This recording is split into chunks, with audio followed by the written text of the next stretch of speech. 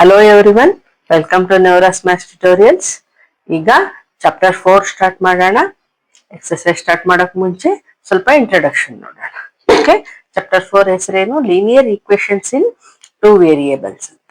Okay, first ನೋಡಿ linear equation ಅಂತಂದ್ರೆ ಏನು ಅಂತ ನೋಡೋಣ. ಫಸ್ಟ್ ಈಕ್ವೇಷನ್ ಅಂತಂದ್ರೇನೆ ನೋಡಿ ಯಾವುದೇ ಇರ್ಲಿ ಈಕ್ವಲ್ಸ್ ಟು ಇದ್ರೆ ಅದು ಈಕ್ವೇಷನ್ ಅಂತ ಹೇಳ್ತೀವಿ. ಏನೇ ಇರ್ಲಿ ನಂಬರ್ ಇಲ್ಲಿ ಈಕ್ವಲ್ಸ್ ಟು ಇರಬೇಕು. ಓಕೆ, ಇಲ್ಲಿ ಏನೇ ಇರ್ಲಿ 2x+3 ಇರ್ಬೋದು, ಏನೇ ಇರ್ಬೋದು, 5y - 2 ಇರ್ಬೋದು. ಈಕ್ವಲ್ಸ್ ಟು ಇದ್ರೆ ಈಕ್ವಲ್ಸ್ ಟು 2 ಇರ್ಲಿ, ನಂಬರ್ ಏನೇ ಇರ್ಲಿ, ಇದನ್ನ ಈಕ್ವೇಷನ್ ಅಂತ ಕರಿತೀವಿ. ಈಕ್ವಲ್ಸ್ ಟು ಇಲ್ಲಿದ್ರೆ ಸಪೋಸ್ ಇಷ್ಟೇ ಇದ್ರೆ ನಾವ್ ಏನಂತೀವಿ? ಎಕ್ಸ್ಪ್ರೆಷನ್ ಅಂತ ಕರಿತೀವಿ. ಇದನ್ನ ಈಕ್ವಲ್ಸ್ ಟು ಇದ್ರೆ ಇದು ಈಕ್ವೇಷನ್ ಆಯ್ತು. ಈಗ ಈಕ್ವೇಷನ್ ನಲ್ಲಿ ಅವ್ರು ಏನ್ ಕೇಳಿದಾರೆ? Linear equation. ಲೀನಿಯರ್ ಈಕ್ವೇಷನ್ ಅಂತಂದ್ರೆ ಏನು ಅಂದ್ರೆ ನೋಡಿ, ಪವರ್ ಯಾವಾಗ್ಲೂ 1 ಇರತ್ತೆ. ನೋಡಿ, linear equation means an equation in which the highest power of variable is always 1 ಅಂತ. ಅಂದ್ರೆ ನೋಡಿ 2x+3 ಇದೆ ಅಂತ ಇಟ್ಕೊಳ್ಳಿ, ಏನಾದ್ರೂ ಇರ್ಬೋದು. ಇದು ವೇರಿಯೇಬಲ್ ಏನಿದೆ ಅಲ್ಲ, ಇದ್ರ ಪವರ್ ಯಾವಾಗ್ಲೂ 1 ಇರತ್ತೆ. 1 ಇದ್ರೆ ಏನು ಇಲ್ಲ ಅಂದ್ರೆ 1 ಇದೆ ಅಂತ ಅರ್ಥ ಅಲ್ವಾ? ಸೊ ಇದು 1 ಇರತ್ತೆ. ಸೊ ಇಂಥದನ್ನ ನಾವು ಲೀನಿಯರ್ ಈಕ್ವೇಷನ್ ಅಂತ ಕರಿತೀವಿ.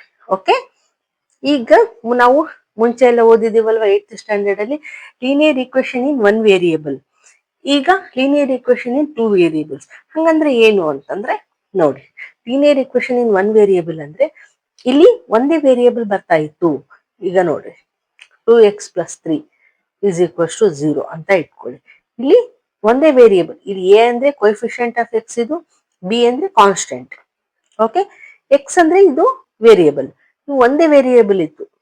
ಓಕೆ, ಇಲ್ಲಿ ಏನು ಇಲ್ಲ, ಮುಂದೆ ವೈ ಇಲ್ಲ, ಝೆಡ್ ಇಲ್ಲ. ಸೊ ಇಂಥದನ್ನ ನಾವು 1 ವೇರಿಯೇಬಲ್ ಅಂತ ಕರಿತೀವಿ. ಲೀನಿಯರ್ ಈಕ್ವೇಷನ್ ಇನ್ 1 ವೇರಿಯೇಬಲ್ ಅಂದ್ರೆ ಓನ್ಲಿ 1 ವೇರಿಯೇಬಲ್ ಇರ್ತದೆ. ಈಗ 2 ವೇರಿಯೇಬಲ್ಸ್ ಹಂಗಂದ್ರೆ ಏನು ನೋಡೋಣ. ಲೀನಿಯರ್ ಈಕ್ವೇಷನ್ ಇನ್ 2 ವೇರಿಯೇಬಲ್ಸ್ ಅಂದ್ರೆ ನೋಡಿ, ax + by + c = 0. ಇದು ಜನರಲ್ ಫಾರ್ಮ್.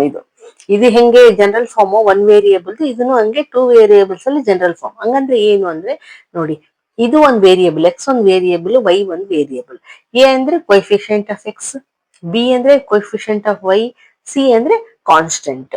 ಓಕೆ, ಇದು general form of linear equation in 2 variables. ಇದಕ್ಕೆ ಎಕ್ಸಾಂಪಲ್ಸ್ ಕೆಲವೊಂದು ಕೊಡೋಣ ನೋಡಿ.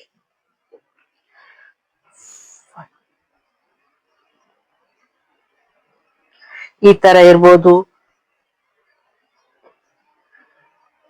ಈ ತರ ಇರ್ಬೋದು. ನೋಡಿ, ಇಲ್ಲಿ 2 ವೇರಿಯೇಬಲ್ಸ್ ಕಾಣ್ತೀವಲ್ವಾ, ಎಕ್ಸ್ ಇದೆ, ವೈ ಇದೆ, ಕಾನ್ಸ್ಟೆಂಟ್ ಇದೆ. ಸೊ ಈ ತರ ಇರೋದನ್ನ ನಾವು ಲೀನಿಯರ್ ಈಕ್ವೇಷನ್ ಇನ್ 2 ವೇರಿಯೇಬಲ್ಸ್ ಅಂತೀವಿ. ಅಂದ್ರೆ ಇದಕ್ಕೆ ಪವರ್ ಕೂಡ 1 ಇರತ್ತೆ.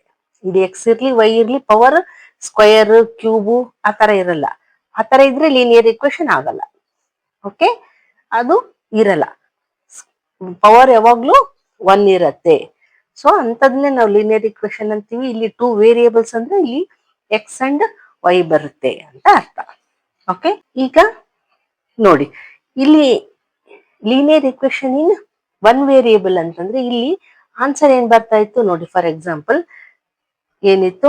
2x+3 = 0 ಇತ್ತು ಅಂತ ಇಟ್ಕೊಳ್ಳಿ.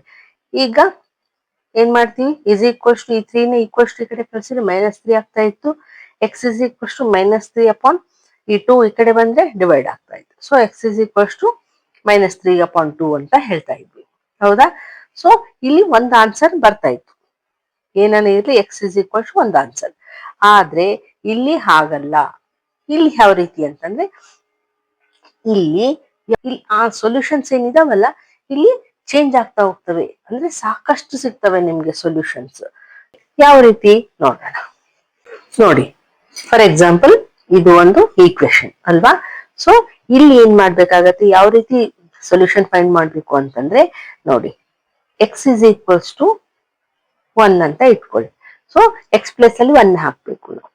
ನೋಡಿ 1 ಹಾಕಿದ್ವಿ, 3y ಹಾಗೆ ಇಡ್ಬೇಕು, -6 = 0, 2 1 2 ಆಯ್ತು, ಪ್ಲಸ್ 3y -6 = 0.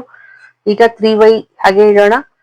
ಇಲ್ಲಿ ಇವೆರಡು ನಂಬರ್ಸ್ ಆದ್ವಲ್ವಾ, ಸೊ ನೋಡಿ 1 + 1 - ಇದ್ರೆ ಮೈನಸ್ ಮಾಡಬೇಕು. 6 - 2 ಅಂದ್ರೆ 4 ಬರುತ್ತೆ. ಬಿಗ್ಗರ್ ನಂಬರಿಗೆ ಮೈನಸ್ ಸೈನ್ ಇರೋದ್ರಿಂದ ಮೈನಸ್ ಬರುತ್ತೆ. Is equals to 0. 3y is equals to ಈ 4 ಈ ಕಡೆ ಕಳ್ಸಿದ್ರೆ ಏನಾಗುತ್ತೆ, ಪ್ಲಸ್ ಆಗುತ್ತೆ.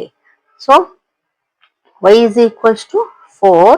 ಈ 3 ಈ ಕಡೆ ಬಂದ್ರೆ ಏನಾಗುತ್ತೆ, ಈಕ್ವಲ್ಸ್ ಟು ಈ ಕಡೆ ಡಿವೈಡ್ ಆಗುತ್ತೆ. So y is equals to 4/3 answer ಬಂತು. ಈ ರೀತಿ ಮಾಡಬೇಕು. ಇಲ್ಲಿ ಎಕ್ಸ್ ವ್ಯಾಲ್ಯೂ ನಾವು ಹೆಂಗೆ ಚೇಂಜ್ ಮಾಡ್ತೀವೋ ಹಂಗಂಗೆ ವ್ಯಾಲ್ಯೂಸ್ ಇಲ್ಲಿ ನಮಗೆ ಡಿಫ್ರೆಂಟ್ ವ್ಯಾಲ್ಯೂಸ್ ಬರ್ತಾ ಹೋಗುತ್ತೆ.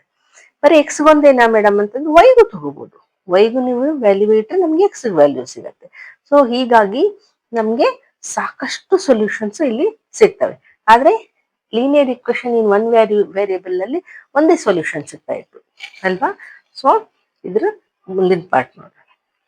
ಈಗ ನೋಡಿ ಎಕ್ಸ್ ಇಸ್ ಈಕ್ವಲ್ಸ್ ಟು 2 ಅಂತ ತಗೊಂಡ್ವಿ. ಇಲ್ಲಿ ಎಕ್ಸ್ ಇಸ್ ಈಕ್ವಲ್ಸ್ 1 ಹಾಕೊಂಡಿದ್ವಲ್ಲಿ, ಈಗ 2 ಹಾಕಿ ನೋಡೋಣ. ನೋಡಿ ಎಕ್ಸ್ ಪ್ಲೇಸ್ ಅಲ್ಲಿ 2 ಹಾಕ್ಬೇಕು. Plus 3y - 6 is equals to 0. 2 × 2 = 4 plus 3y - 6 is equals to 0. ನೋಡಿ ಎರಡು ನಂಬರ್ಸ್ ಇದಾವೆ, 3y ಹಾಗೆ ಇಡೋಣ. 1 + 1 - ಇದೆ, so 6 - 4 is 2. Bigger number minus sign ಇದೆ, ಸೊ ಮೈನಸ್ ಸೈನ್ ಬರುತ್ತೆ. ಈಗ 3y ಇಸ್ ಈಕ್ವಲ್ಸ್ ಟು ಈ -2 ಈಕ್ವಲ್ಸ್ ಟು ಈ ಕಡೆ ಬಂದ್ರೆ +2 ಆಯ್ತು. y is equals to 2. ಈ 3 ಈಕ್ವಲ್ಸ್ ಟು ಈ ಕಡೆ ಬಂದ್ರೆ ಡಿವೈಡ್ ಆಯ್ತು. ನೋಡಿ y ಇಸ್ ಈಕ್ವಲ್ಸ್ ಟು 2/3 ಆಯ್ತು ಅಲ್ವಾ. ಸೊ ಈ ರೀತಿ ನಾವು ಎಕ್ಸ್ ವ್ಯಾಲ್ಯೂ ಚೇಂಜ್ ಮಾಡ್ಕೊಂಡಂಗೆಲ್ಲ ನಮ್ಗೆ y ವ್ಯಾಲ್ಯೂ ಡಿಫ್ರೆಂಟ್ ಬರ್ತಾ ಹೋಗುತ್ತೆ. ಈಗ ನೋಡಿ ಎಕ್ಸ್ ಇಸ್ ಈಕ್ವಲ್ಸ್ ಟು 3 ಮಾಡೋಣ. 3 ಹಾಕೊಂಡಾಗ ಎಕ್ಸ್ ಇಸ್ ಈಕ್ವಲ್ಸ್ ಟು 3 ಹಾಕೊಂಡ್ವಿ. 3y - 6 is equals to 0. 2 × 3 = 6 plus 3y - 6 is equals to 0. ಇಲ್ಲಿ ನೋಡಿ 1 + 6 1 - 6 ಇದೆ, ಸೊ ಕ್ಯಾನ್ಸಲ್ ಆಗುತ್ತೆ.